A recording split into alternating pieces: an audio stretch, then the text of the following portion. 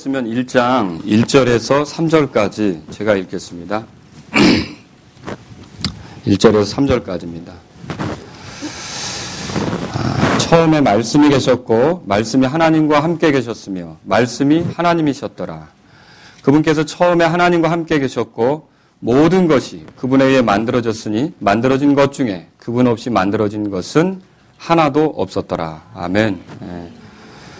그리고 14절은 다 같이 읽겠습니다. 14절 오늘 본 말씀입니다. 1절에서 3절까지 그리고 14절입니다. 같이 읽겠습니다. 말씀이 육신이 되어 우리 가운데 거하심에 우리가 그분의 영광을 보니 아버지의 독생하신 분의 영광이요 은혜와 진리가 충만하더라. 아멘. 잠깐 기도하겠습니다. 살아계신 하나님 아버지, 우리를 오늘도 주의 말씀을 듣도록 이렇게 이 자리에 모이게 해주신 것을 감사합니다. 저희가 부족하지만 우리를 구원해 주신 주님을 사랑하며 주님의 뜻대로 살기를 간절히 원합니다. 하나님 말씀이 우리에게 임할 때 그 말씀을 성령님께서 깨우쳐 주시고 가르쳐 주셔서 또 그 말씀을 마음에 새기고 소망 삼아 살아갈 수 있는 저희들이 되게 인도해 주옵소서. 말씀을 전하는 제가 정말로 주님 앞에 부족한 사람이지만 이렇게 계속 기회를 갖고 말씀을 전하게 하시니 감사합니다.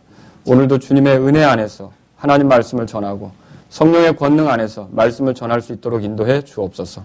그래서 성도들 모두에게 복이 되게 하시며 무엇보다 우리를 구원하신 하나님께 영광이 되게 하여 주옵소서. 이 시간 말씀을 전할 때 모든 걸 주님께 맡기고 예수님의 이름으로 기도합니다. 아멘. 마태복음, 마가복음, 그리고 누가복음, 요한복음. 자, 이걸 우리가 뭐라고 부르죠?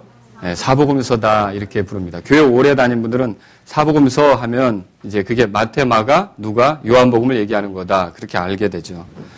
자, 이 네 개의 책들은 예수님의 생애를 소개하는 책입니다. 그렇죠? 그래서 그 책들을 읽어보면 예수님이 어떻게 나셨고 어떤 일들을 하셨고 또 죽음을 어떻게 맞이하셨는지 그리고 죽음 이후의 행적은 어떠하셨는지 이런 것들을 알게 되는 겁니다. 근데 이 책들을 보면 그 책을 기록한 사람들에 따라서 약간 마태, 마가, 누가, 그리고 요한, 여기 조금씩 다른 부분이 있습니다. 그러니까 전부 다 마태복음, 요한복음이 처음부터 끝까지 똑같은 건 아니라는 거죠. 그러면 왜 그런 일이 일어났을까요?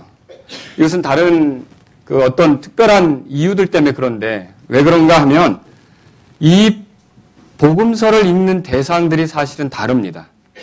원래 누구에게 이렇게 읽혀졌으면 하는 뜻으로 썼던 그 대상이 다르다는 거죠. 그리고 또 하나는, 이것을 썼을 때, 다른 관점에서 예수님에 대해서 기록을 했기 때문에 다릅니다. 그러나 결과적으로 누구를 보여주기 위한 겁니까? 예수님을 보여주기 위한 거죠. 그래서 예를 들면 이렇습니다. 마태복음은 누가 썼습니까? 마태가 썼습니다. 마태는 원래 유대인의 세리였죠. 그래서 나중에 예수님의 제자 중에 하나가 되었습니다. 그리고 예수님에 대해서 쓰게 됐는데 어떤 내용으로 썼냐면 유대인들에게, 자, 누구에게 썼다고요? 유대인들에게 예수님께서 오시기로 한 그 메시아, 바로 그 왕이다. 이걸 소개하려고 마태복음을 쓴 겁니다. 그래서 마태복음을 읽어보다 보면 어떤 내용이 많이 나오느냐, 하늘의 왕국에 대해서 회개하라, 하늘의 왕국에 가까웠다. 마태복음 13장에 보면 하늘의 왕국은 이와 같으니 하면서 씨 뿌리는 자의 비유라든지 아니면 좋은 물고기 나쁜 물고기 비유라든지 읽어보셨죠? 밭을 사는 어떤 상인의 그런 비유라든지 이런 그런 왕국에 대해서 소개하는 게 많이 들어 있습니다. 그리고 마가복음은 그럼 누가 썼습니까? 마가복음은? 네, 마가가 썼죠. 마가는 이 베드로의 동역자이고 또 바울의 동역자이기도 합니다. 근데 이 마가는 누구를 향해 썼냐면 로마인들을 대상으로 했었습니다. 누구를 대상으로 썼다고요? 로마인들을. 그럼 로마인들을 대상으로 해서 어떤 주제를 다뤘냐면 예수님께서 하나님의 종이다라는 걸 다뤘어요. 근데 사실 로마인들에게 이게 굉장히 거부감 가는 주제입니다. 로마인들이 생각할 때 종이 된다는 건 굴욕적인 거예요. 로마인들은 지배하고 다스려야 속이 후련합니다. 노예가 된다, 종이 된다는 건 견딜 수 없는 주제죠. 하지만 이 로마인들을 대상으로 해서 사람을 섬길 때, 그리고 하나님을 섬길 때 어떤 일들이 벌어지는지 예수님을 통해 보여주는 겁니다. 그리고 예수님처럼 우리가 누군가를 지배하려고 하는 뜻으로 살기보다는 섬기는 사람으로 살아야 된다는 것을 이 마가가 강조하려고 했던 거죠. 자, 그리고 누가복음은 누가 썼습니까? 누가가 썼습니다. 이 누가는 의사로 알려져 있죠. 그죠? 이 누가는 누구를 대상으로 썼냐면 그리스인들을 대상으로 해서 썼습니다. 근데 그리스인들을 대상으로 해서 이 누가가 쓴 것은 그러니까 예수님을 완전한 사람으로 소개하는 겁니다. 사실 그리스도인들은 생각할 때 육체는 더럽고 추하고 그래서 어떤 보이지 않는 그런 세계가 더 가치 있고 이런 개념에 빠져 있었는데 육체가 되신 사람이 죄 없이 완전하게 사셨다. 완전한 사람이었다. 하나님 앞에 완전한 사람이었다는 걸 강조하기 위해서 누가가 이 예수님을 소개하는 그런 글을 썼던 것입니다. 자, 누가는 누구를 대상으로 해서 썼다고요? 그리스인들을 대상으로. 그리고 그 주제가 예수님이 누구라고요? 완전하신 사람이다. 완전하신 사람이다. 그런 내용으로 썼던 겁니다. 그러면 오늘 우리가 살펴보려고 하는 요한복음은요. 요한복음은 그 대상이 전 인류에게 해당하는 겁니다. 모든 사람에게 단지 유대인만, 로마인만, 그리스인만이 아니라 모든 사람들이 들어야 될 예수님에 관한 이야기가 여기 들어있는 거죠. 그걸 어떻게 알 수 있습니까? 예수님에 대해 소개할 때도 보라 세상 죄를 제거하는 하나님의 어린 양이다. 단지 유대인들만을 위한 게 아니라는 거죠. 또 예수님을 소개하면서 이 말이 요한복음 1장에 나오잖아요. 보라 세상의 빛이다. 이게 요한복음 8장에 나오지 않습니까? 예수님을 소개하면서 자꾸 뭐하고 관련 짓습니까? 세상과 관련을 짓죠. 그리고 이 세상 통치자는 지금 마귀다. 그러나 예수님께서 이제 이 세상에 있는 죄인들을 위해서 죽으시고 부활하시고 세상에 있는 사람들을 구원하시는 누구든지 예수님을 믿으면 멸망하지 않는다. 이 누구든지는 유대인만 해당합니까? 예, 모든 인류가 해당하는 거죠. 그래서 이 요한은 모든 그런 사람들을 향해서 그러면 어떤 내용으로 소개하는 겁니까? 예수님께서 하나님이시다. 예수님이 누구라고요? 하나님이시다. 그걸 소개하는 것이 이제 요한복음의 주제라는 거죠. 그래서 마태는 어떻게 하냐면 예수님께서 유대인들의 왕이시다. 유대인들아 경배하라. 경배의 주제가 많이 나오는 거예요. 그래서 마태복음 2장에도 보면 동방에서부터 경배하러 온 사람들의 얘기가 나오죠. 그죠? 또 마가복음은 예수님께서 누구라고 소개했다고요? 종이다. 그래서 예수님을 따라서 살아야 된다. 예수님을 따라야 된다. 종된 삶을 살아야 된다. 이게 강조가 된다면 누가복음은 또 어떤 내용이 주제라고 그랬죠? 예수님께서 완전하신 사람이죠. 바로 이분을 본받아야 된다. 그리고 요한복음은요. 요한복음은 예수님이 하나님이시죠. 하나님이신 그분을 믿어라. 영접하라. 받아들여라. 이게 요한복음의 내용이다라고 하는 거죠. 이제 사복음서를 좀 이해하셨습니까?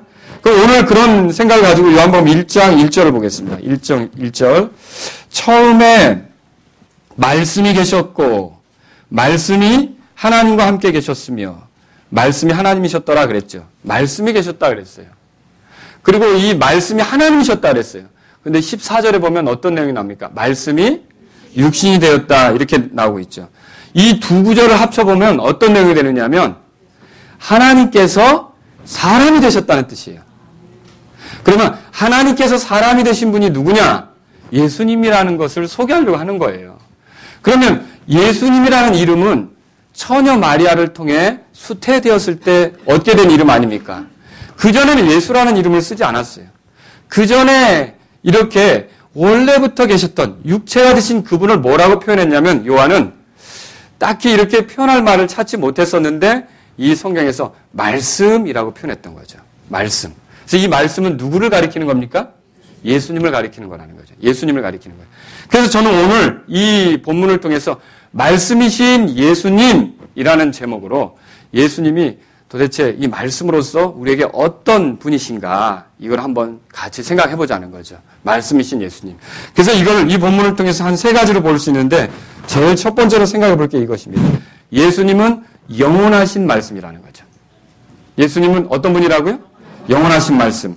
그래서 이 예수님이 영원하신 말씀이라는 뜻은 예수님이 영원하신 분이라는 뜻입니다. 자, 이 본문 말씀 보십시오. 1장 1절 다 같이 한 번 더 읽겠습니다. 시작. 처음에 말씀이 계셨고 말씀이 하나님과 함께 계셨으며 말씀이 하나님이셨더라 그랬어요. 처음에 말씀이 계셨고 그랬어요.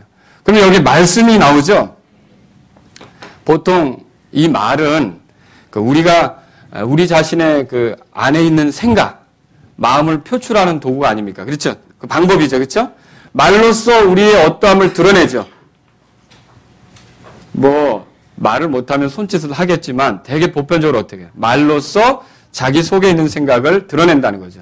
근데 여기서 예수님을 가리켜 말씀이다 라고 했던 이유는 무슨 뜻이냐면 하나님의 뜻과 생각을 잘 표현하시는 분이라는 거죠. 잘 드러내시는 분이라는 거예요.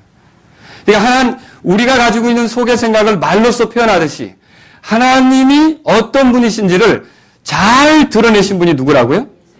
말씀이신 그 예수님이라는 거죠. 그래서 요한은 이렇게 말했습니다. 뭐라 그랬냐면 나를 본 자는 아버지를 보았다. 이렇게 예수님 말씀하신 적이 있다.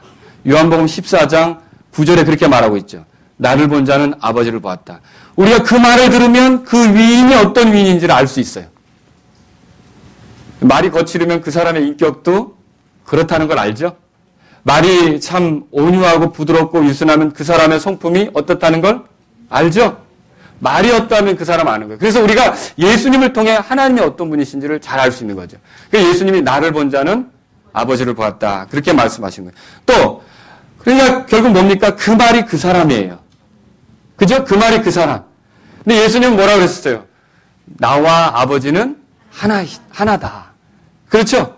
그래서 예수님을 보면 하나님이 어떤 분인지를 더 정확히 알 수 있는 거죠. 그래서 예수님은 말씀이세요. 알겠죠? 하나님의 영원하신 말씀이죠. 말씀이세요. 그럼 여기 보십시오. 히브리서 1장을 찾아보세요. 더 구체적으로 히브리서 1장 보겠습니다.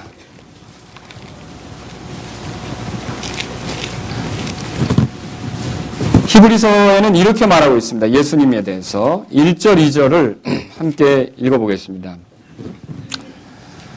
1절입니다. 지나간 때에는 여러 시대의 다양한 방식으로 대언자들을 통하여 조상들에게 말씀하신 하나님께서 지나간 과거에는 하나님께서 자신을 드러내실 때 대언자들을 통해 드러내셨다고 했어요.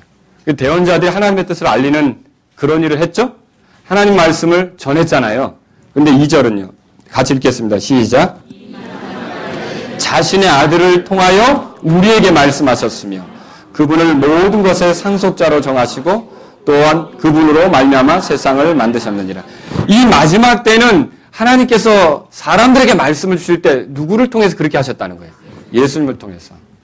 예수님을 보면 하나님이 우리가 죄인이라는 걸 말씀하고 있다는 걸 깨닫게 돼요. 죄가 없었으면 예수님이 오실 필요는 없었잖아요. 예수님을 보면 하나님이 우리를 사랑하신다는 걸 우리가 알게 돼요. 사랑하시니까 우리에게 온 거 아닙니까? 예수님을 보면 인간의 힘으로 구원될 수 없다는 걸 알게 돼요. 그렇죠? 하나님이 그런 것들을 말씀하시는 거예요. 예수님을 보면 하나님의 뜻이 거룩함이라는 걸 알게 돼요. 왜요? 예수님께서 거룩한 삶을 추구하셨잖아요. 예수님은 하나님의 어떠하심을 드러내는 하나님의 말씀입니다. 아시겠죠? 그래서 예수님을 말씀이라고 여기에 표현한 것이다 이거죠. 그래서 여러분 그 말에는요 문자가 있죠?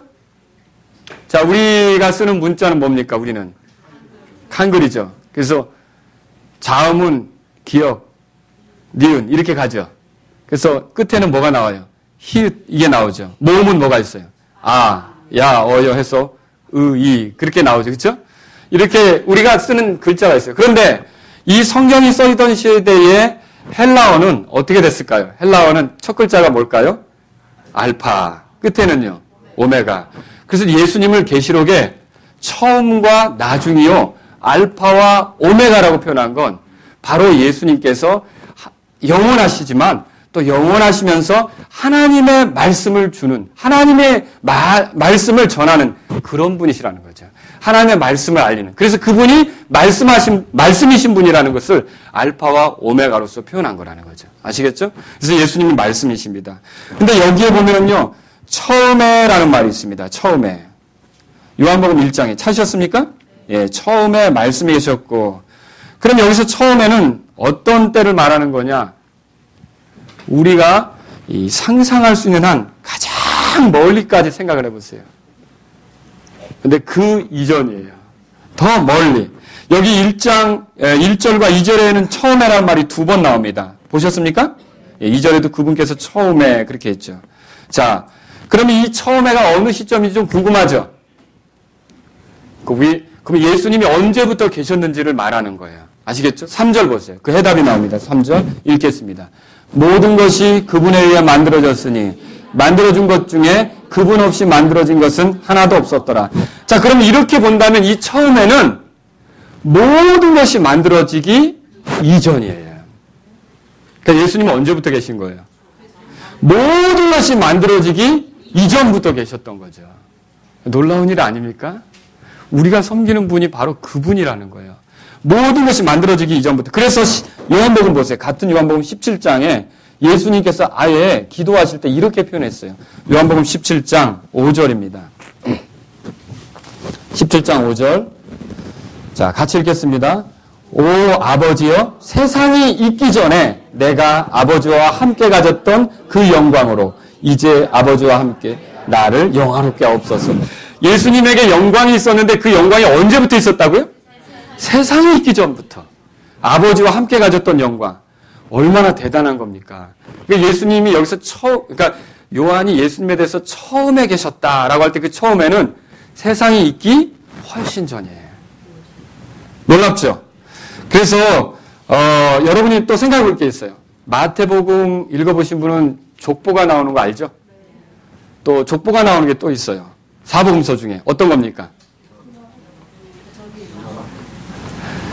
성경 읽으셨죠? 네, 어디에 족보가 나옵니까? 누가복음에 나오죠. 누가복음에 나옵니다. 이 두 개의 족보가 나와요. 그런데 그럼 마가복음하고 요한복음은요? 안 나와요. 그럼 잘 생각해 보세요. 마태복음은 왜 족보를 기록했을까요? 예수님이 누구라고 소개하는 거예요? 왕이면 그 집안이 어느 집안인지 알아야죠. 특히 왕은 다윗의 자손으로 온다 그랬잖아요. 그럼 반드시 다윗의 가문인 게 명백하게 드러나야 되잖아요. 여러분이 읽어보시면 알겠지만 요셉은 예수님의 양부죠. 솔로몬의 후예예요. 예수님을 낳았던 마리아는 또 다윗의 아들이었던 나단의 후예예요. 그래서 그 집안이 어떤 집안입니까? 다윗의 집안, 왕가의 집안이라는 게 드러난다는 거죠. 그래서 이 마태는요, 유대인들이 족보를 기록하는 방식으로 누가 누구를 낳고 유대인들이 이해하기가 쉽거든요. 그런 식으로 해서 예수님까지 소개하는 겁니다. 그러면 누가복음은요? 누가복음은 예수님이 누구라고 소개하는 겁니까? 사람이라고. 그래서 예수님이 사람인 것을 우리와는 다르게 거룩하게 완전하게 사셨지만 그분이 사람인 것을 드러내기 위해서 어떻게 하냐면 예수님이 족보가 거슬러 올라가는데 이렇게 족보가 거슬러 올라가는 건요. 예를 들어 민혁이의 위는 임동선이요. 임동선의 위는 우리 아버님 있죠. 우리 아버님의 위는 누구요? 이런 식으로 족보를 설명하는 건 그리스인들이 그렇게 설명했어요. 근데 그렇게 해서 올라가니까 누가복음 3장의 그 끝에 하나님 전에 누가 나옵니까? 아담이 나오죠. 그렇죠? 그래서 예수님을 아담까지 이으면서 예수님을 완전한 사람이라고 소개하는 거라는 거죠. 아시겠죠? 근데 족보가 없는 게 두 개가 있다고 그랬죠? 마가복음에 족보가 없죠? 왜 마가복음엔 족보가 없어요? 종이 무슨 족보가 있겠어요? 종이 되는 순간 족보는 다 사라지는 겁니다. 그 예수님을 종으로 설명하려고 하는데 족보가 중요한 게 아니에요. 노예 보고 네 족보가 어떻게 되느냐 이렇게 물을 수 있습니까? 종 보고? 그래서 예수님을 완전한 종이라고 소개하다 보니까 족보가 필요 없는 거죠. 그러면 요한복음에도 족보가 없다 그랬죠? 그럼 왜 요한복음에 족보가 없겠어요? 하나님 무슨 족보가 있어요? 누가 누구를 낳고를 뭘 설명할 필요 없어요. 하나님은 스스로 계신 분이에요. 아무도 만들지 않은. 그래서 요한복음엔 족보가 없어요. 차라리 처음에 말씀이 계셨고 그 말씀이 하나님과 함께 계셨고 그 말씀이 하나님이셨더라. 이렇게 시작하는 거라는 거죠. 예수님은 영원하신 하나님이시라는 걸 믿으시기 바랍니다. 그것을 우리가 이 성경을 통해 알 수 있는 거예요. 그래서 골로새 한번 펴보세요. 골로새. 바울이 골로새를 통해서 예수님에 대해서 이렇게 소개합니다. 1장 거기 17절에 보면 또한 그분께서는 할 때 이 그분은요.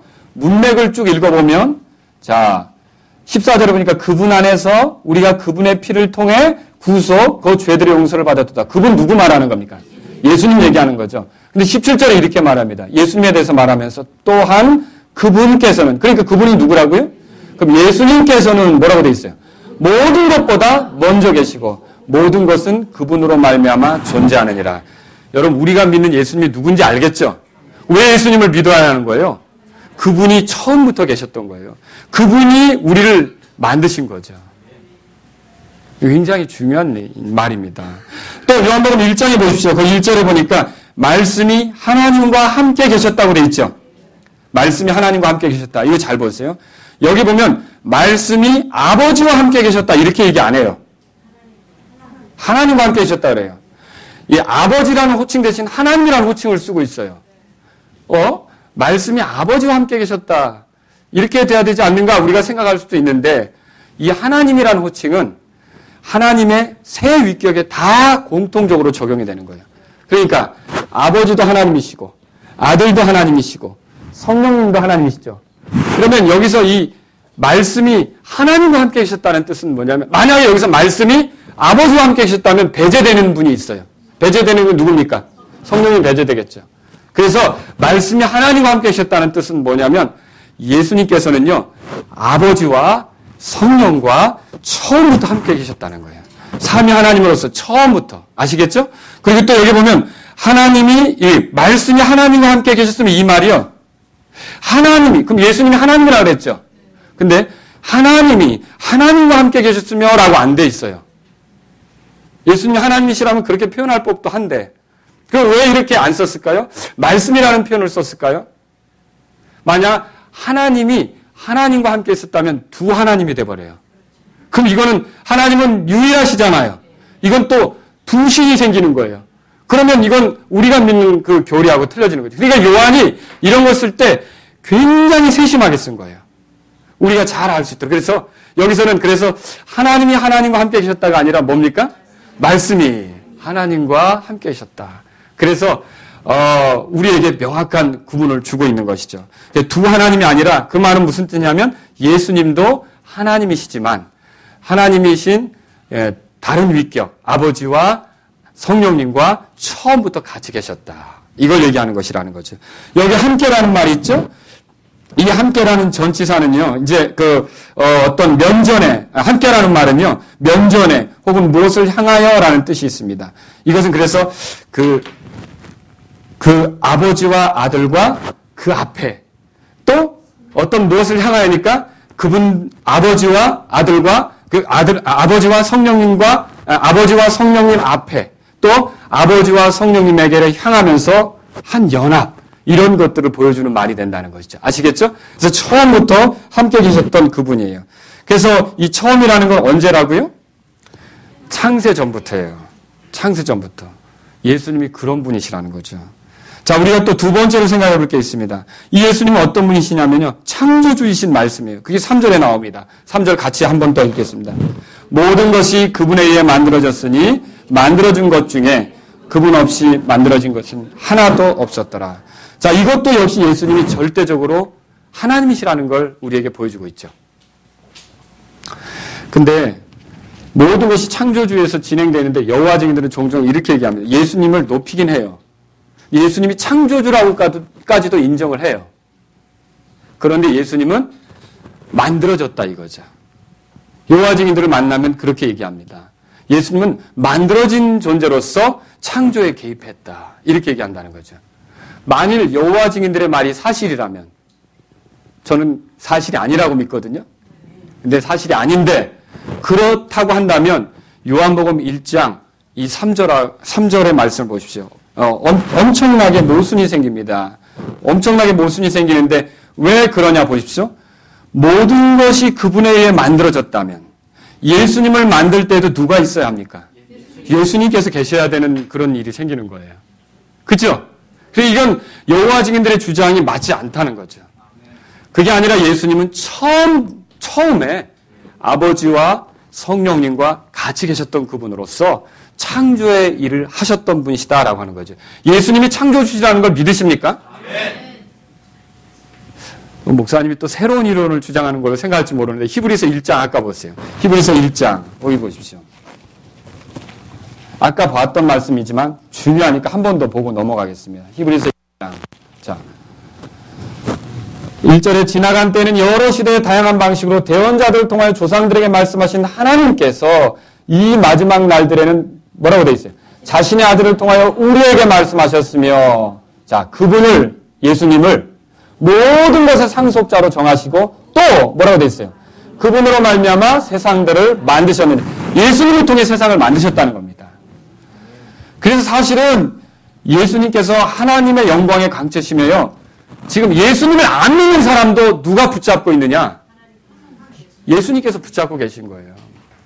예수님이 생명의 호흡을 주셔서 살고 있는 거예요. 예수님을 조롱하고 비난하는 사람도 예수님께서 허락하신 지금 생애 동안 걸어가고 있는 거라고요. 그래서 다음 구절 보세요. 3절에. 뭐라고 써 있습니까?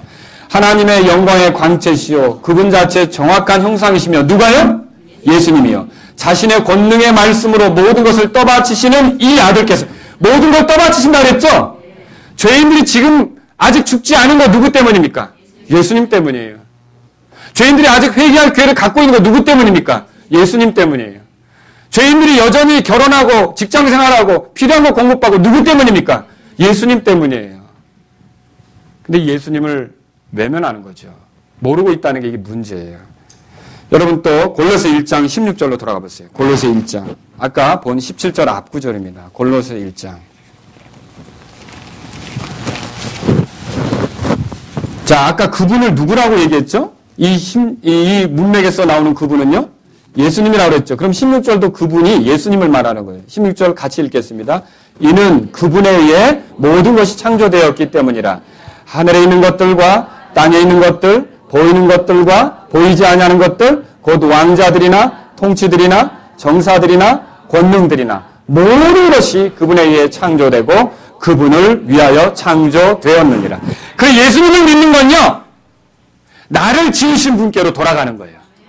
예수님을 믿는 건요, 나를 창조하신 목적에 맞게 살기 시작하는 거예요. 예수님을 거부하는 건 어떤 삶입니까? 자기가 창조된 목적을 알지 못하는 거예요. 우리는 누구를 위해 창조됐다고 써 있습니까? 그분을 위해. 그분이 누굽니까? 예수님이죠. 저와 여러분들이 예수님을 만났다면 창조 목적을 찾게 된 거예요. 그분을 위해 사는 게 우리의 삶입니다. 성경은 그렇게 말하고 있다는 거죠. 그러므로 여러분에게 드리고 싶은 말씀이 있어요. 예수님을 만나는 건요, 나를 지으신 그분을 만나는 거예요. 나의 기원을 만나는 거예요. 내게 생명과 호흡을 주신 그분을 만나는 거예요. 그리고 나를 지으신 목적대로 움직이게 되는 게 예수님을 믿게 되는 거라는 거죠. 이것이 우리의 온당한 위치를 잡는 거예요. 바른 위치를 잡는 거죠. 여러분, 저는 어렸을 때요, 할머니가 저에게는 안 계신 줄 알았어요. 그래서 잘 살았죠. 그런데 제가 한 고등학교쯤 됐는데 어머님이 그 할머니를 만나게 됐다는 거예요. 그 우리 어머니하고 36년간을 헤어졌던 할머니예요. 그러면 그때 제가 고등학교면 한 17, 18세 이 정도 됐겠죠? 그런 정도의 나이니까 우리 어머님이 얼마나 오랫동안 저한테는 외할머니죠. 외할머니하고 떨어져 살았겠습니까? 근데 그 할머니를 만난다는데 그냥 어머니만 마음이 그런 게 아니라 저도 역시 그분이 어떤 분이신지에 대한 기대가 되더라고요. 그 마음을 이해하실는지요. 우리 어머니를 낳은 분이 누굴까? 사실 그분이 있었으니까 내가 있는 거 아닙니까? 그죠? 그래서 사실 저 김포의 대꽃이라고 하는 곳에 사셨는데 지금은 이제 돌아가셨습니다만은 그러니까 이 할머니를 만나러 갈 때도 마음이 설레이고요. 어떤 분이실까? 여러분, 우리가 내 기원이 어딘가를 가다 보면 결국 예수님이 나를 만드신 거예요. 그리고 예수님을 만날 때는요, 자, 내 근원을 알게 되는 거고, 내가 왜 창조됐는지를 알게 되는 거고, 그러니까 마음이 설레이고, 참 이렇게 귀한 순간이 있을까? 여러분, 예수님 만나는 순간이 보통 순간이 아니에요. 예수님을 영접하고 구주로 믿게 된 순간은 인생에 있어서 내가 있게 된 내가 있도록 만드신 그분을 만나는 거라는 걸 믿으시기 바랍니다. 굉장히 귀한 거죠. 자, 세 번째로 드리고 싶은 말씀이 있습니다. 여기 세 번째 보면요, 14절에 보면 말씀이 육신이 되었다는 걸 통해서 우리가 알게 되는 게 예수님은 사람이 되신 말씀이라는 거죠. 예수님이 누구라고요? 사람이 되신 말씀. 이 말씀이 육신이 되어 우리 가운데 거하심에라는 이 말씀을 통해 우리가 네 가지 사실을 여기서 발견할 수 있어요. 첫째는 뭐냐면 지금까지 설명했던 그 영원하신 분, 모든 걸 창조하신 그분, 이분이 뭐가 된 거예요? 그러니까 사람이 되신 거예요. 사람이 되신 거. 자, 여기 육신이라는 말은요, 인간이라는 의미예요. 원래 육신이라는 단어는요, 고기를 의미합니다. 그러면 저와 여러분을 만질 때 이게 느껴지죠? 이 살이 느껴지죠? 예, 살이라는 의미예요. 예수님이 육신이 되셨다는 뜻은 무엇입니까? 예수님이 이 살을 가지신 존재가 됐다는 거죠. 하나님이 어떤 존재가 된 거예요? 살을 가지신 존재가 된 거예요. 놀랍지 않습니까? 이런 존재로 다가오셨던 거예요. 그래서 우리의 본성과 전혀 다를 것이 없는 진정한 사람이 되셨던 거예요. 그래서 예수님은 연약함도 가지시고 피곤해지기도 쉽고 또 고통에 대해서 민감하게 반응할 수도 있고 그래서 우리처럼 그런 존재가 되신 거죠. 그러니까 예수님은 어떤 분이십니까? 그 연약함을 이제 몸에 갖게 됐으니까 저와 여러분들이 예수님을 따를 때 느끼는 연약함이 있죠. 그거 느끼십니까? 하나님 뜻대로 살고 싶지만 잘 안 되는 거 느낄 때 있죠. 그리고 또 더 열심히 하고 싶지만 육체의 한계를 느끼면서 피곤을 느끼고 안 되는 것도 여러분 볼 때 있죠. 자, 이런 걸 예수님이 알까요, 모를까요? 아시죠. 아시는 거예요. 육체가 되셨기 때문에 참으로 우리에게 긍휼이 많으시고 참 힘들겠다. 모든 걸 다 이해하시는 분이시라는 걸 여러분 믿으시기 바랍니다. 그런 분이세요, 예수님은. 내가 막 신음하며 비틀거릴 때, 내가 좀 육체적으로 한계를 느낄 때, 더 열심히 하고 싶은데 안 될 때, 예수님은 그거를 왜 그 정도밖에 못해? 라고 욱박지르는 분이 아니라, 내가 경험해 보니까 그렇지. 육체가 그렇지. 우리의 연약함을 다 아시는 분이라는 거죠. 그래서 예수님은 지치기도 하시고, 괴로워도 하시고, 우시기도 하셨다고 성경에 써 있었죠? 그렇죠. 예수님은 그런 분이시라는 거죠. 또, 예수님은 이렇게 사람이 되신 것이요. 사람이 되셨으니까 죽는 게 가능해진 거예요. 이 죽는 게 가능해졌다는 것은 놀랍습니다. 죄의 삭은 사망이고 죄인을 건지려면 누군가 죄인을 대신해서 죽어야 될 사람이 필요한데 이 땅에는 그런 사람이 아무도 없잖아요. 모두가 다 죄인인데. 근데 예수님께서 육체가 되셔서 기꺼이 그분의 죽음으로 우리를 대신하는 죽음을 경험할 수 있게 됐다는 거죠. 우리의 구원의 길이 열리게 된 겁니다. 우리의 구원이 그분을 통해 이루어지게 된 거죠. 이 예수님이 사람이 되셨다는 사실은 우리에게 소망이 생긴 겁니다. 예수님이 사람이 되셨다는 것은 비록 우리가 죄 가운데 때때로 절망하고 낙심이 되지만 살아날 길이 생겼다는 뜻입니다. 예수님이 사람이 되셨다는 이 말은요. 지옥이 우리 앞에 기다리고 있지만 우리는 그곳으로 떨어지지 않고 하늘나라로 들어갈 수 있게 됐다는 뜻입니다. 그 얼마나 놀라운 일입니까? 예수님이 사람이 되셨다. 또 예수님이 이 말씀이 사람이 되셨다. 이 말씀이 사람이 되신 것은요. 또 우리에게 어떤 의미를 줍니까? 사람이 되셔서 우리가 어떻게 살아야 될지를 본보기를 보여주신 거예요. 우리는 실패해왔잖아요. 아담 이후로 모든 인간이 다 실패하잖아요. 죄 아래 죄의 지배를 받으며 살아오잖아요. 그러나 예수님은 참으로 하나님을 기쁘게 드린 것이 어떤 것인지를 그분의 전생애를 통해 보여주신 거죠. 그런데 여러분 생각해보세요. 우리가 그게 가능해요? 쉬워요? 어려워요? 어렵죠? 그런데 어려우니까 예수님께서 우리를 자신 안에 품으셔서 자신과 하나가 되게 하셔서 믿음으로 그분과 연합되게 하셔서 그런 삶이 가능하도록 이끌어주시는 분이 되신 거 아닙니까?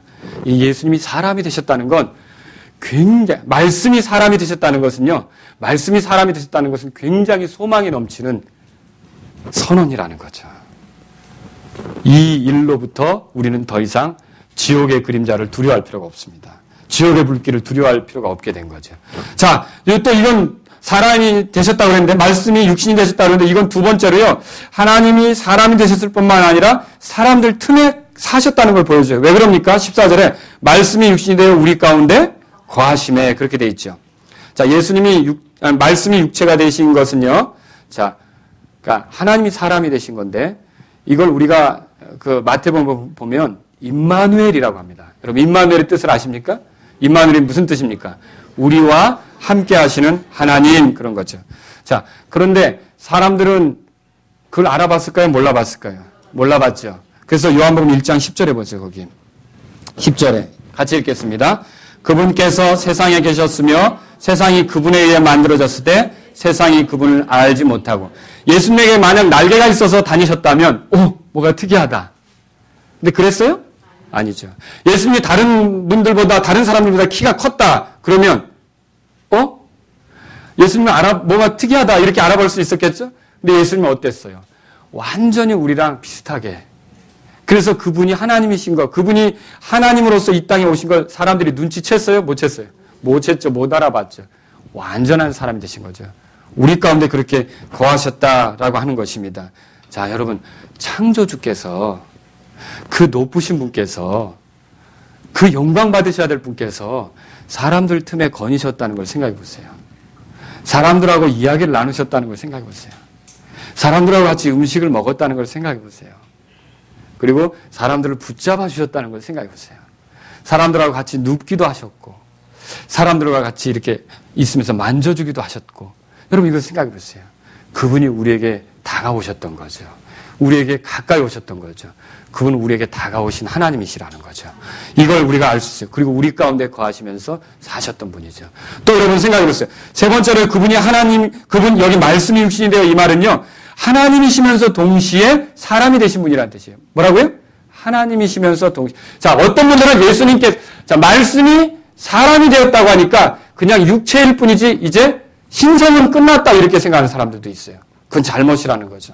자, 예수님이 말씀으로서 하나님의 아들이시며 육신으로서 사람의 아들이 되신 거죠. 말씀으로서 그분은 신성을 가지고 계셨어요. 육신으로서 그분은 인성을 가지고 계셨죠. 근데 잘 들어보세요. 신성이 감추어져 있는 것은 감추어져 있는 거 이런 건 사실이지만 신성이 사라졌어요? 여전히 있어요.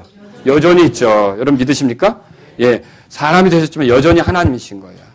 또 인간의 육체 그러니까 육신을 가지셨지만 육신이 되셨지만 예수님이 육신이 되셨는데 우리와 같이 죄를 지으셨어요? 아니에요. 아니죠. 죄성은 없으셨어요. 이게 놀라우신 거예요. 그래서 죄를 짓지 않고 가실 수가 있었던 거죠. 그래서 그분은 거룩하신 거예요. 우리의 몸이 혼하고 어떻게 연합되는지 여러분 설명할 수 있어요? 몸하고 혼이 어떻게 연합되어 있는지. 혼이 있죠? 우리가 설명할 수 없어요. 그것처럼 이 예수님 안의 신성과 인성이 어떻게 조화를 이루고 완벽하게 한 예수님이라는 분으로 드러나셨는지는 우리가 다 설명할 수는 없어요. 그러나 예수님이라는 분은요. 완전한 하나님이시면서 완전한 사람이셨다는 걸 믿으시기 바랍니다. 그런 분으로서 우리에게 거하셨던 거예요. 그리고 네 번째로 이 말씀이 사람이 되셨다는 것은요. 그분이 하나님으로서의 모든 권리를 내려놓으셨다는 뜻이에요. 모든 권리를. 자, 많은 권리들을 내려놓으셨어요. 하늘의 영광을 버리셨어요.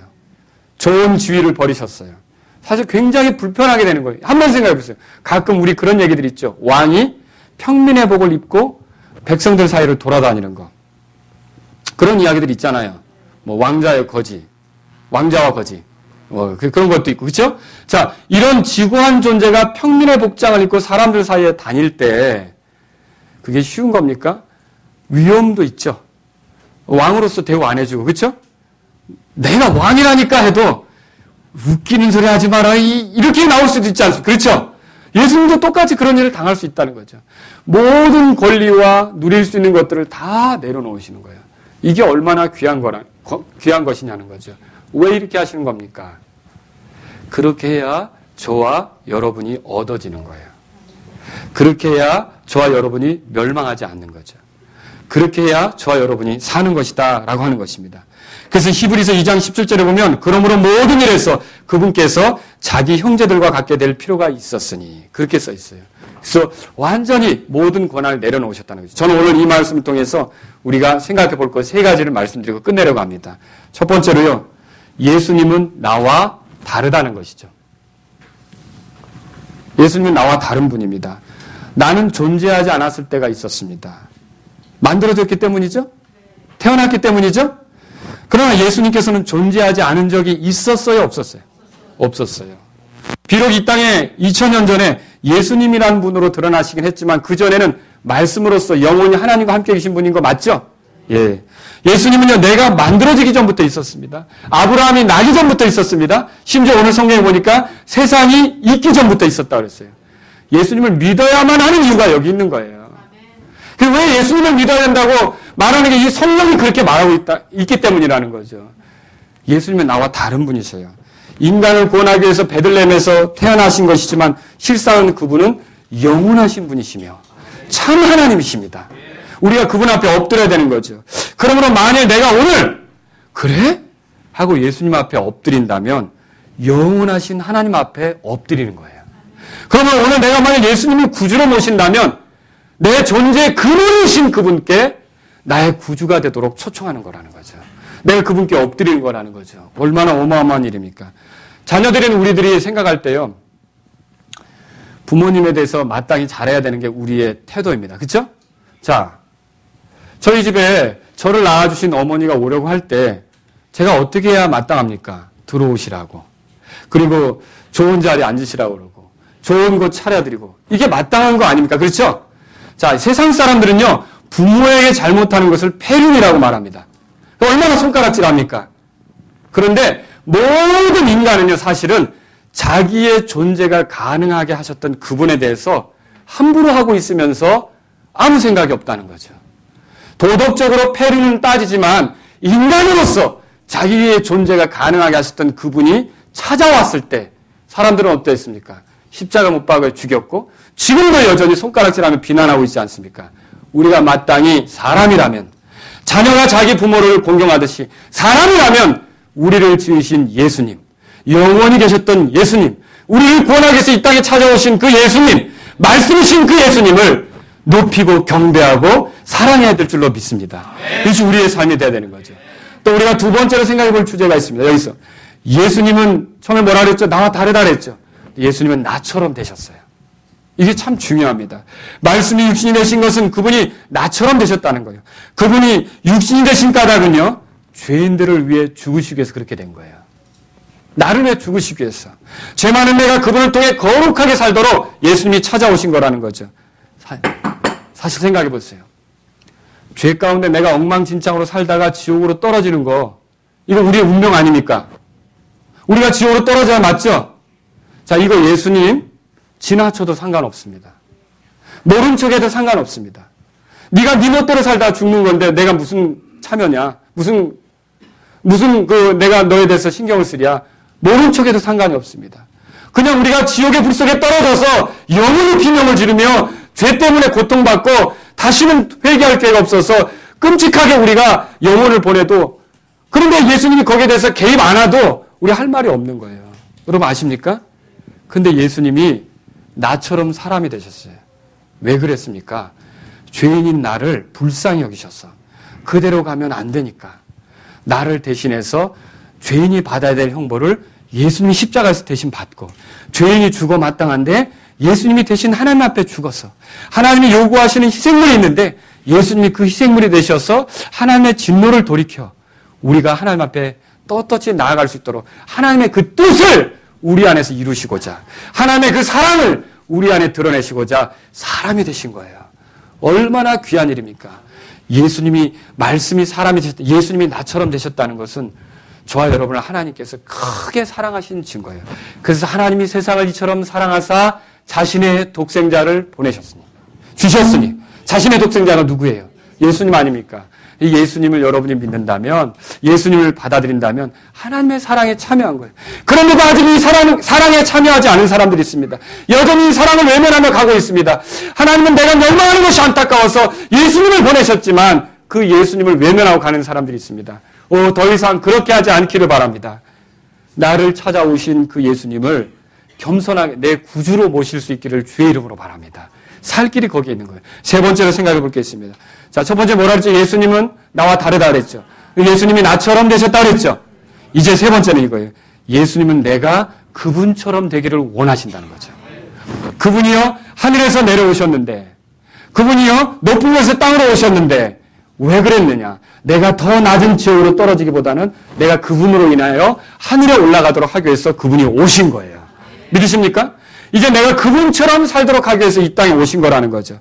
그분이 나처럼 되신 일은 쉬운 일이 아니었습니다. 자기의 영광을 내버리는 일이었어요. 또 권리를 포기하는 일이었어요. 나를 대신해서 심판받기 위해서 나아가는 일이었다고요. 이게 쉬운 일입니까? 어려운 일이죠. 근데 왜 예수님이 이런 결정을 하셨습니까? 죄 많은 나를 살리기 위해서 그렇게 하셨다는 거죠. 그리고 십자가의 피로서 내가 죄들을 용서받지 않았습니까? 그 다음에는요. 내가 이제 예수님을 따라서 예수님처럼 살도록 하기 위해서 이렇게 하셨다는 거죠. 그럼 뭘 깨달을 수 있습니까? 예수님이 더 이상 자기 주장이 없는 그런 삶을 사셨죠. 예수님이 자기 권리를 내세우지 않는 그런 삶을 사셨죠. 예수님께서 따뜻하게 다른 사람에게 손을 내미는 그런 삶을 사셨죠. 그렇다면 이제 예수님께서 우리에게 원하는 건 뭐냐면 죄 많은 내가 하나님이 창조하신 목적대로 예수 그리스도를 구주로 믿고 예수님처럼 사는 것이 하나님의 뜻이라는 거죠. 그래서 어떻게 해요? 내 주장을 더 이상 하지 않는 거예요. 나를 알아달라고 하지 않는 거죠. 내 목소리를 더 크게 외치면서 나를 이 정도로 대우해달라고 요구하지 않는 거죠. 이런 자리가 있으니까 분쟁이 일어나고 싸움이 일어나고 미움이 일어나고 시비가 일어나고 질투가 일어나고 죽이러 가는 일이 일어나는 거 아닙니까? 근데 이것이 사라진다면, 그래서 예수님처럼 살기만 한다면 예수님이 그렇게 함으로써 우리를 살린 것처럼 저와 여러분도 다른 사람들을 더 많이 살릴 수 있지 않습니까? 아내를 살리고 남편을 살리고 자녀들을 살리고 내 교회 지체들을 살리고 내 직장 동료들을 살리고 이런 일이 있지 않습니까? 생각해 보세요. 예수님께서 얼마나 먼 거리를 찾아오셨는가. 엄마 찾아 산말리라는 이야기 아십니까? 마르코가 그 이탈리아 땅에서 프랑스를 거쳐서 아르헨티나까지 가는 그 대서양을 횡단하는 여행, 엄마가 보고 싶었어. 얼마나 긴 거리를 여행했습니까? 허슨 테일러가 여행한 거리를 아십니까? 허슨 테일러가 이 중국 사람들을 사랑했어. 영국에서부터 지구 반대쪽으로 온 거. 얼마나 먼 거리를 여행했습니까? 자, 마르코도 엄마를 사랑했고 허슨 테일러도 중국 사람을 사랑했어요. 그런데 예수님은 우리를 사랑해서 더 멀리부터 우리를 찾아오신 거예요. 우리에게 나아오신 거죠. 혹시 우리는 다른 사람들에게 나아가는 걸 지금 중단하고 있지 않습니까? 다른 사람을 주님께로 이끌려고 하는 일을 중단하고 있지 않습니까? 다른 사람에게 사랑을 보이는 일을 중단하고 있지 않습니까? 오늘 예수님께서, 나를 찾아오신 예수님께서 내게 주님이시고 귀한 분이라면 다른 사람에게 손을 내미는데 인색해하지 않기를 바랍니다. 다른 사람들을 붙잡아주는 일에 망설이지 않기를 바랍니다. 기꺼이 내가 그분이 찾아오셔서 내가 살아났다면 다른 사람들을 붙잡아주고 다른 사람들을 살리고 다른 사람들을 섬기고 다른 사람들을 세워주는 일에 내 삶을 드릴 수 있기를 주의 이름으로 바랍니다.